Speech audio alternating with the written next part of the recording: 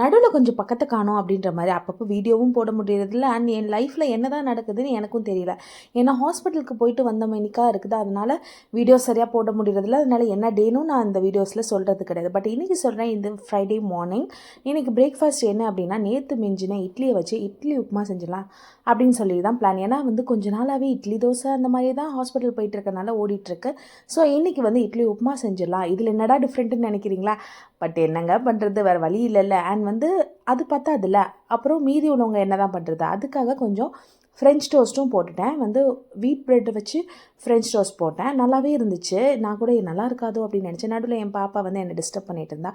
Life என்ன தான் கஷ்டங்களை நம்மளுக்கு கொடுத்தாலும் அதை ஹாப்பியாக சிரிச்சுட்டே ஃபேஸ் பண்ண கற்றுக்கிட்டா ரொம்பவே லைஃப் ஈஸியாக போயிடும். ஏன்னா எந்த மனுஷனுக்கு தாங்க கஷ்டன்றது இல்லை. கஷ்டத்தை வந்தால் ஹாப்பியாக மூவ் பண்ணிவிட்டு போயிட்டே இருக்கணும். நாங்களும் ஹாஸ்பிட்டலுக்கு கிளம்பியாச்சு.